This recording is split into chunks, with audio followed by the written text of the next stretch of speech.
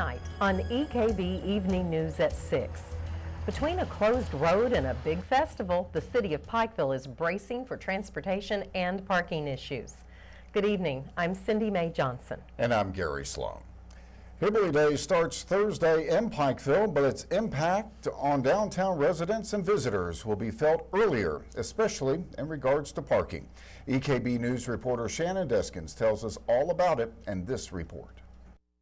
The 39th Annual Hillbilly Days Festival kicks off this Thursday, but the vendors actually move in Wednesday evening. Signs have already been posted letting those who work and attend school in downtown know to clear the boulevard and Main Street by 5 p.m. on Wednesday. The boulevard will be closed Wednesday at 5 o'clock from Pike Street all the way up to Elm Street, South Elm Street, by the library and the Hilton Garden Inns. And we ask that anyone not be parked there after 5 o'clock on Wednesday evening, because we are bringing the vendors in. The vendors come in about 5:30 and begin to set up. And Cochran explained that each year, despite every effort to notify the public and the drivers of vehicles parked downtown, cars will have to be towed. We will have to tow vehicles, yes, and we put signage up starting today, Monday, to let everyone know that they can't park there on Wednesday, can't park anywhere downtown. So basically, don't park downtown or don't park anywhere on the boulevard from Pike to South Elm on Wednesday after 5 p.m. or you could possibly be towed. During the Hillbilly Days Festival, finding parking can be challenging, and city officials are warning drivers not to park along the Pikeville bypass. Even though the bypass has been in the news lately for recent rockfalls, that is a problem that has plagued that area for years, prompting signs telling drivers not to park on the Pikeville bypass. You know, obviously those signs were placed there for a reason. We do sporadically get rock falls. They've been there for several years, and every year undoubtedly someone will park there. We try to explain to them ahead of time, don't do this, because there is that chance, and every year they still park there, and every year we do get complaints. You know, rocks do fall on these vehicles. Maynard also explained that the parking garage in Pikeville will be accessible and will be monitored by city employees throughout the festival for open spaces. For EKB Evening News at 6, I'm Shannon Deskins. It's a little bit of inconvenience for a very good cause. A pair of public meetings this week will be of high interest to many residents around the region. The first meeting is tomorrow night in Prestonsburg, when an open house will be held to share alternatives for extending the Mountain Parkway from Salyersville to Prestonsburg along the Route 114 corridor. The meeting will take place from 5 to 7:30 p.m. at Prestonsburg Elementary School. There, residents can view maps and other displays and speak with transportation officials about the project. Comments about the project will also be collected. The second meeting will be held Thursday in Pikeville. There, the Kentucky Public Service Commission will accept public comments on rate increases requested by both Kentucky Power and Mountain Water District. Kentucky Power is requesting 12.5% rate increase, which would mean an average increase of $22 per month for customers. Mountain Water is asking for a 25% rate increase, which will raise customer bills an average of $8 a month. The hearing will be held Thursday in Pikeville High School Auditorium beginning at 5 p.m. The meeting will begin with an overview of the proposals and regulatory process governing them. Public comments will be accepted at the meeting or through a variety of other methods shown on your screen. April is Prevent Child Abuse Awareness Month, but Judys Place for Kids works to raise awareness throughout the year. This weekend, Judys Place hosted its biggest fundraising event, the Run with Courage 5K. EKB's Shelby Steele tells us about the event in this report. Judys Place for Kids hosted the 8th annual Run with Courage Saturday, where 700 participants dressed as their favorite superhero and helped raise money in order to benefit child abuse victims. Executive Director Laura Krutzer says April is the perfect month to host this event. It's really encouraging during Child Abuse Prevention Month to see so many people come out and get involved in a fun, family-friendly event that also raises funds that we can use all year long at Judys Place for Kids. It really takes the courage of everyone to stop child abuse. It takes courage of kids who are the real superheroes when they step forward and tell what's been going on in their life.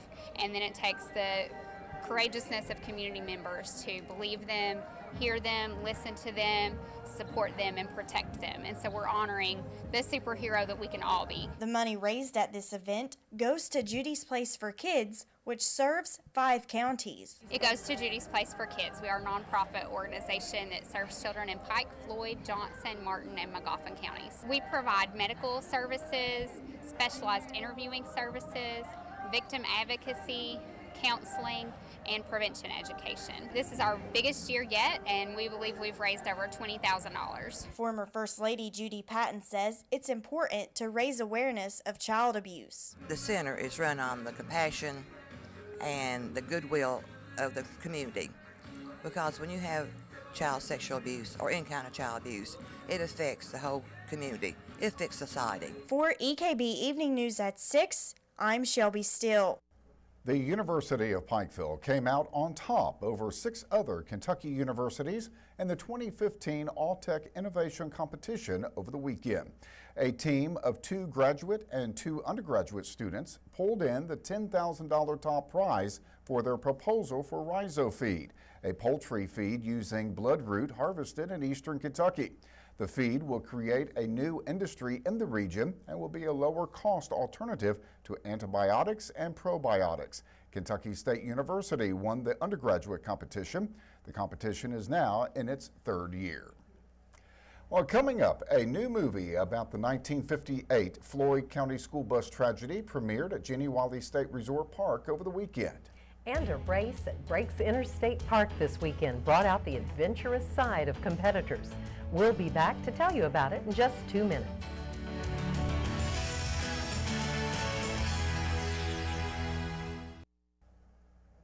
An Elkhorn City man already wanted on previous charges of making meth was arrested early Friday morning, allegedly while in the process of making more meth.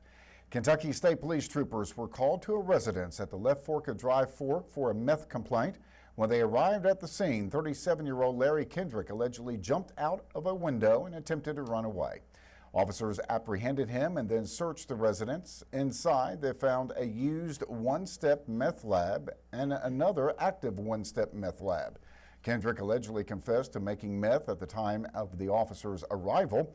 He was arrested and charged with manufacturing meth, possession of meth, fleeing police, and possession of a meth precursor. He is currently being held in a Pike County Detention Center. Contestants from all over the United States and from as far away as Canada descended on Breaks Interstate Park over the weekend to hike, bike, and paddle their way through an adventure race lasting up to 30 hours. EKB's outdoor recreation specialist Ronnie Hilton brings us the story. This past Saturday, athletes from across the country participated in the 361 Adventures Breakdown Race. The race took place in and around the Breaks Interstate Park, where athletes biked, hiked, and paddled through the mountains, rivers, and lakes to reach their objective. We have 2 races going on today. One of them is a 15-hour race and the other is a 30-hour race. So we've set racers out on a course today that's incredibly hard and tough. It's a really difficult race, so they're in for a pretty tough day and night ahead of them. So what we have them doing is running, biking, and paddling, and they'll do all that using just a map and a compass. So they'll have to navigate their way between various checkpoints we have set out on the course, and they'll do all 3 disciplines in any order that we decide to set them loose on. For the 15-hour race, it's a rough estimate because each team will take a different route. That's part of the appeal of the adventure race, and they can choose their own route. So a rough estimate is about 65 to 70 miles for the 15-hour, and it may be up to double that for the 30-hour course. So we're looking at well over 100 miles for the 30-hour course. We had just over 80 racers come to do the race today, from as far away as California, Ontario, Canada, all up and down the East Coast, Colorado, all the surrounding states of Kentucky, Virginia, all over the U.S. Organizers hope that this type of adventure race will boost tourism and economic development in the area. It's one of our missions at 361 Adventures is try to bring some economic development and tourism back to Eastern Kentucky in particular. Both my brother Sean and I are from Eastern Kentucky, and we founded this company to sort of put on these sort of races. But that's almost a side goal because we really want to bring something back home to Eastern Kentucky and bring a lot of tourism and economic development to the region. 361 Adventures will be holding another adventure race at Jenny Wiley State Park in August. For EKB Evening News at 6, I'm Ronnie Hilton. Pikeville Police Chief Philip Reed recently graduated from the Criminal Justice Executive Development Program provided by the Kentucky Department of Criminal Justice Training. Only 20 officers in leadership positions throughout the state are selected for the program each year. Reed explained that one of the biggest benefits of the program was being able to network with other law enforcement officials from throughout the state. Somebody in eastern Kentucky may do something different than somebody in western or central or northern Kentucky. So when you combine everything and kind of look at different ways, it may work there, it might not here, but what works here might work there. It's a good opportunity to network and learn new ideas to apply to leadership in policing. Talking with individuals that are over this program, you know, they're always eager to get people from eastern Kentucky to be a part of this program, to bring that knowledge back to this area and to apply it so we can maintain that the directive that they have of upgrading your leadership in your departments. Reed attended one-week courses for 5 months to complete the program. Filmmaker Michael Crisp debuted his new film about the 1958 Floyd County bus wreck in Prestonsburg over the weekend. EKB News reporter Courtney Lovern was there. She tells us all about the evening, which also included a concert. The Jenny Wiley State Resort Park in Prestonsburg hosted a concert and movie night on Friday evening. The event was centered around the 1958 Floyd County school bus accident that claimed the lives of 28 children and the driver when they wrecked into the Big Sandy River. Now 57 years later, director Michael Crisp has created his second documentary based on the accident. This film, titled A Life of Its Own, precedes Crisp's first film about the wreck, titled The Very Worst Thing. What tonight is mainly a movie that's more of a follow-up about the journey that The Very Worst Thing took, as well as all of the different new things that have occurred with the story of the school bus wreck over the last few years. A short concert was held before the premiere of the film, and majority of the songs pertain to the bus accident and other local history. I've got a band that's going to be going on, and we're playing a 30-minute concert as a warm-up act before the film. And many of the songs that we're doing are songs that I've written about certain things about Floyd County history, including some songs about the school bus wreck. One audience member contributed his own personal footage to the documentary. I had some footage of when they pulled the bus out of the river, some of that. I tried to get there and get more of it, but they run me out. I went out, got up in the woods and walked back up. He shot it from way off. Thanks to his grandson, Matthew Ray, the footage was able to be used in Crisp's film. Social media acted as a bridge between Matthew and Michael. Just recently, after my grandparents moved back here to eastern Kentucky with us, we found the footage, and I was able to get up with Mr. Crisp through Facebook, and I think he come straight out that same day and looked at it. The film ties in a lot of different aspects of history, not just for those directly affected by the accident, but also for those who were there to document it.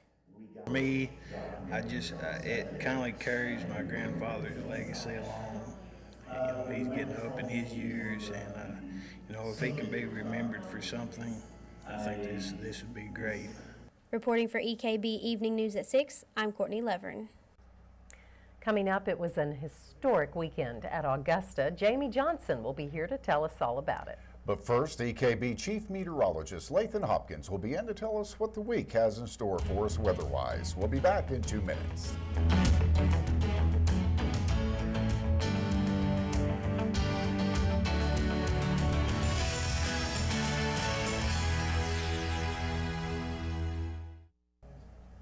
All right, Lathan, it is officially Hillbilly Days week. Hillbilly Days? You've heard of it. Oh, you're talking about that little festival. That little downtown. thing. I know what you're talking about. It's going to be a busy week. We have a lot to watch as thousands of people descend on downtown Pikeville. What will the weather hold? We'll talk about that here in just a little bit. First, let's talk about the Doppler radar. We're starting to see a couple of showers develop across parts of the Big Sandy region and across parts of eastern Kentucky. What we'll do, we'll zoom in a little closer to some of these showers moving through northern parts of Pike and into Martin County. And as we do so, you'll see a few light showers right along 119 toward Williamson, and then another shower that has developed a few sprinkles here in downtown Pikeville. But the rain is expected to increase as we head through the evening and overnight hours. But boy, oh boy, before that rain developed, temperatures topped out in the low to mid 80s. Right now, 84 in Williamson. Of course, that is before the rain starts to fall. 80 in Pikeville, 81 in Inez, 84 Logan. Notice the 70s, 70 degrees in Dorton, Wise, 76 in Whitesburg. That's where the rain showers have already moved through. Officially, the high temperature today, 81 degrees. Overnight low near 60, which is still well above average. Average high 68, average low 46. No rain yet at the National Weather Service office in Jackson, but as I mentioned, that will be changing. Satellite and radar composite over the past couple of hours. You'll see a few of those spotty showers develop with the daytime heating this afternoon, but we're really watching is a front to the west and a lot of rain down to the south. And there you see the front to our west stretching from Columbus back towards St. Louis to Oklahoma City. And all of this rain down here to the south is actually expected to increase as we head into the overnight hours. And that's going to bring some locally heavy rainfall right here across parts of eastern Kentucky. I know it's hard to believe after a beautiful weekend, after a beautiful day today. But yes, that is indeed the case. And here's how the computer forecasting models play things out during the overnight hours. Notice a little spin there. That's going to move right into the Ohio Valley and then move up to the northeast. But notice the greens, the yellows, locally heavy rainfall expected during the overnight hours tonight and through the day tomorrow as well. Now, this will be the best chance of rain this week. That's good news, but we do have a chance of those showers and storms each and every day through the weekend. I'll show you a 5-day forecast here in just a second. How much rain are we talking about? Well, the farther north you go, maybe up to an inch. This is for Inez over to Paintsville, over toward Williamson and Logan. About 1 to 2 inches of rain expected overnight tonight and through the day tomorrow. The stretches from Pikeville, Prestonsburg, Salyersville, and then it's putting down some locally heavier rainfall just off to our south. For that reason, we do have a flood watch that is in effect beginning late tonight and running through tomorrow afternoon. All of eastern Kentucky, all of western West Virginia, and most of southwest Virginia. The only one not included, Wise County, but of course that could change during the overnight hours tonight. With the rain moving in tomorrow especially, notice what happens to the pollen count. Good news, 1.9 out of a possible 12 in the low category, but yes, as the rain moves out Wednesday, Thursday, the pollen count will begin to increase back into the high category. 5-day forecast time, showers, thunderstorms tomorrow will keep us on the cool side at 66 degrees. Back near 70 on Wednesday and Thursday. 50% chance of those showers and storms Wednesday, Thursday, Friday, Saturday. It's not going to be an all-day rain event any day. That's good news, but we do have those spotty showers that we'll have to watch. It's pretty much a repeat of what we had last week. Not going to rain every hour, every day, but keep the umbrella handy. So your funnel cake might get a little wet, but it'll dry out. Just have the umbrella handy and you'll be just fine. It's tough to hold the umbrella under your arm and try to eat the funnel. It's tough, but we'll manage. And it was a glorious weekend. Oh, it was absolutely beautiful, especially Saturday. Yeah. It was.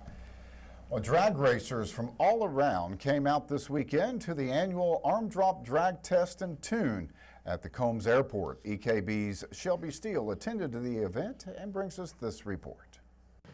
The 2015 Arm Drop Drags Test and Tune was held Saturday at the Paintsville-Prestonsburg Combsfield Airport. Chairman Grady Underwood says people from all over attend this event every year. Floyd, Johnson, Martin, and even into West Virginia and Boyd County, we have drivers that have come as far as from Texas and Michigan. It's a big event, and we've been in Hot Rod Magazine top 10 most unusual tracks in the world. Some even started racing at a young age. My dad always brought me up in racing. I've been at the racetrack since I was 3 months old. I started racing like a mini dragster whenever I was 7, and I've continued racing now. I'm 17 now. Underwood says this is precautionary but enjoyable. Well, this is a test and tune that we always have before our big races. We give the drivers a chance to come out and test their cars and get everything ready and get a feel of the track and get out of the winter time where they've been working on their cars for the last 4 months and have a good time. For EKB Evening News at 6, I'm Shelby Steele. The big event will be held May 1st and 2nd, and we'll be back with sports in just 2 minutes.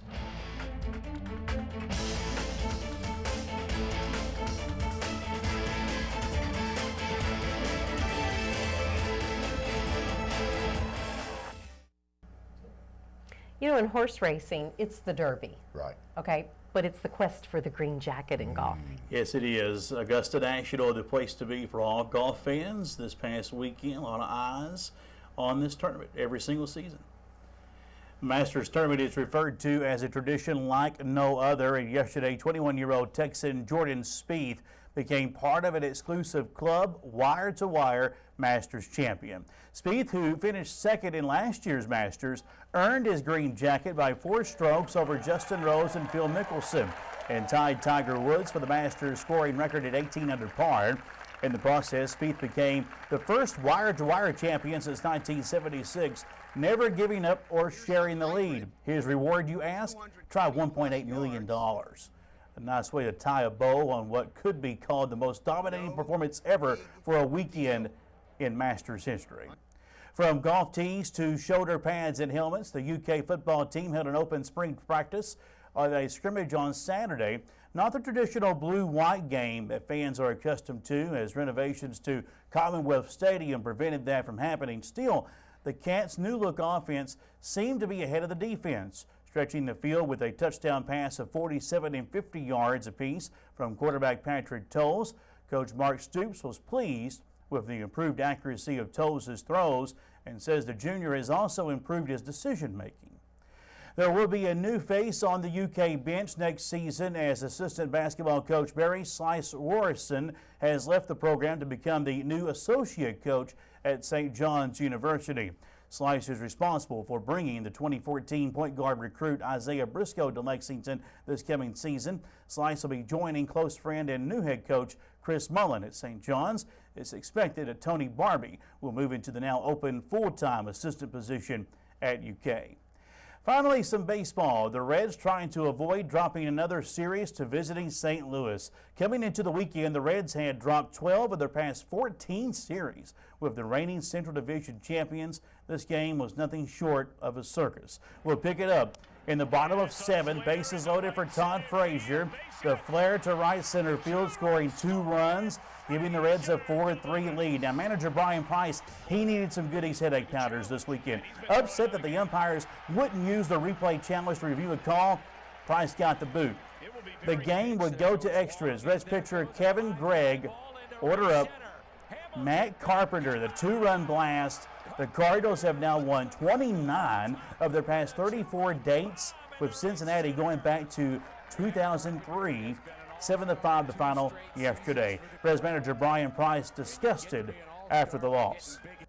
You know, it's just there's the ambiguity of trying to get everything right all the time, and that's, you know, to me sometimes it just gets clouded. The replay clouds it. You know, you almost go, you can deal with a missed call by an umpire better than you can the ambiguity of instant replay, and that's sour grapes on my part because I'm that we didn't, you know, things didn't go our way. I was upset that we didn't get a review of the play at the plate with Devin yesterday, and that the umpiring crew would do nothing about doing a review, which they have the option to do, and they chose not to do it. I just don't like where anybody is. I'm sure the umpires don't either. I'm not a big fan right now.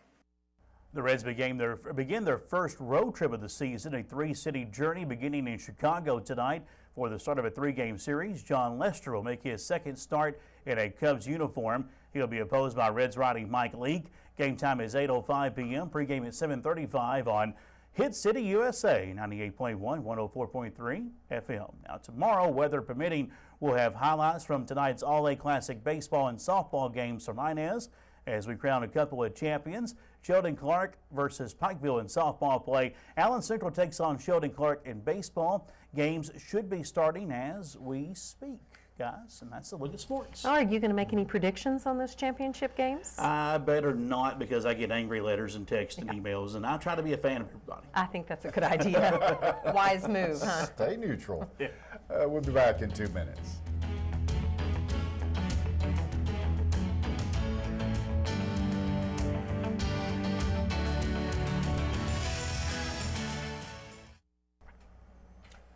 Okay, Lathan, some heavy rain possible tonight? Possible overnight tonight and through the day tomorrow. A flood watch is in effect. Temperatures tomorrow, 66 degrees thanks to the showers and those thunderstorms, but then that 50% chance of rain Wednesday, Thursday, Friday, and Saturday. And you've got more live sports to talk about tonight. Sports, sports, sports, sports, sports. We're going to talk about it. Sports There's never guys. too many sports. No. Plenty more sports at 7 o'clock. Sports Guys here on EKB TV. Well, that will do it for tonight's EKB Evening News. Remember, you can get more local news anytime by listening to the radio stations of East Kentucky Broadcasting. And you can follow EKB News and EKB TV on Facebook and Twitter. We leave you tonight with some of the scenery that racers at the breaks were treated to over the weekend. Good night. Thanks for watching.